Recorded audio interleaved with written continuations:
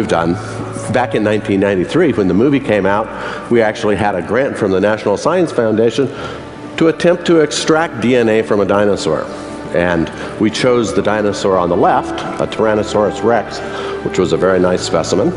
And one of my former doctoral students, Dr. Mary Schweitzer, actually had the background to do this sort of thing, and so she looked into the bone of this T-Rex, one of the thigh bones, and she actually found some very interesting structures in there. They found these red circular looking objects, and they looked for all the world like red blood cells. Okay, well, we're happy to pay the expense of having a lab do the test in addition to the $10,000 to the museum.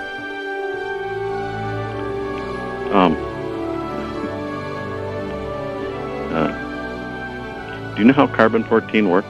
Yeah, I'm familiar, and I realize it's useless for anything over maybe 50,000 years or so.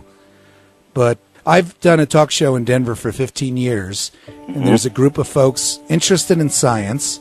Of course, that discovery caught their attention, and they thought, well, it'd be logical to do this, to just go ahead and do it, even though nobody would be inclined to do it, just like nobody would be inclined to look for soft tissue inside of a T-Rex.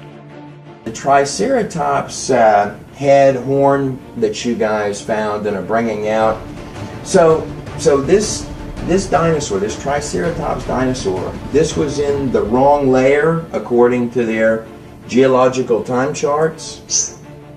When are they ever in the right layer, Trey? Jack, is the amount too small that it's just not worth the consideration? No, that's not it. Okay. What if I were able to raise more money? No, the amount of money has nothing to do with it. A biology professor, Gregory Erickson, and he said, I'm looking at these teeth. They're 70 million years old. Now, he believes that. The Lacoste family, their ranch, this is more than 85,000 privately owned acres. This is a sizable chunk of the dinosaur-rich land surrounding Dinosaur National Monument in Colorado, where the dinosaurs are all tangled up together, exactly like what you would find as the deposit from a global flood, which, by the way, the Hell Creek Formation, where Jack Horner found his T-Rex, the same kind of thing. You've got dinosaurs crumpled up in there exactly like a flood deposit. It's not just littered with enormous dinosaurs, creatures that couldn't even live in today's atmosphere or ecological system, but more than that, they pull stuff out of the ground there that even has NASA guys scratching their heads. But one of the guys was walking, and in the road was a little washway, and he looked down and found this allosaur tooth. And what we're so excited about is, hopefully going back in May, this one has friends, right?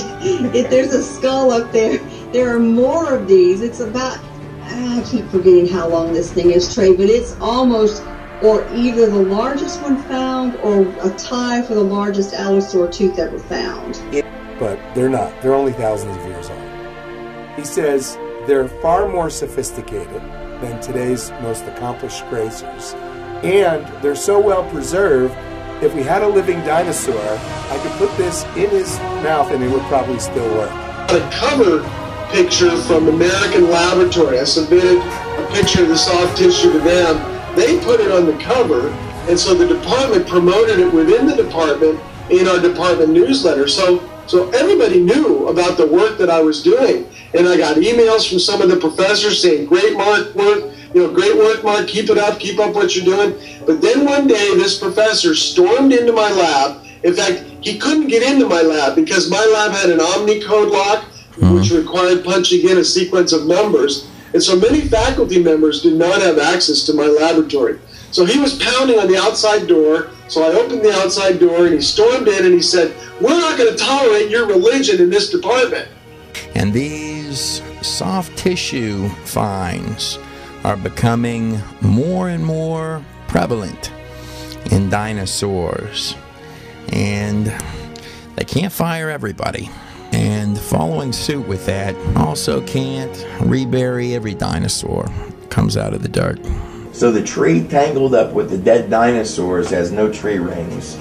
And that would tend to indicate what's implied there is that whatever time period this was from, there weren't seasons, at least like we know them today. Yeah. Is would that be sort of the? That's absolutely what I'm saying. I mean, you just got to look at this with an open mind. You know, put the millions and zillions of years away.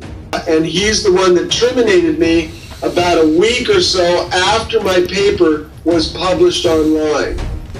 So from apparently this man's, and you were fired at that point, yes, I was directly fired. Following this.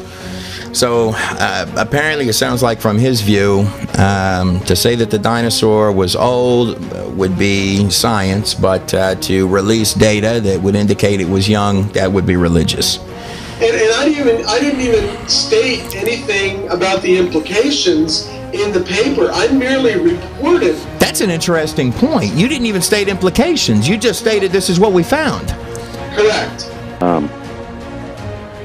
Because carbon-14 doesn't work on something like this, Right.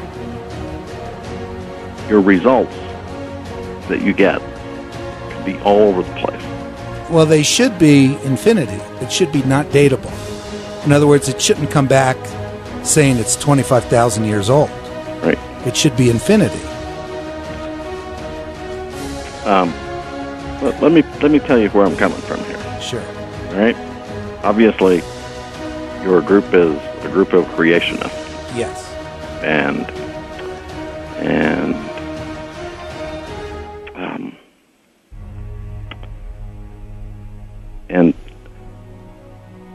the spin they can get off of it, Right. doing it, is Well, not going to help us. Yeah.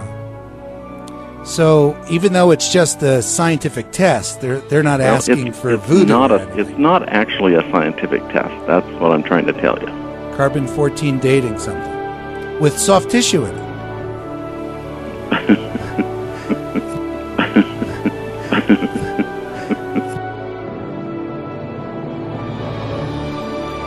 Dinosaurs are young. All of them.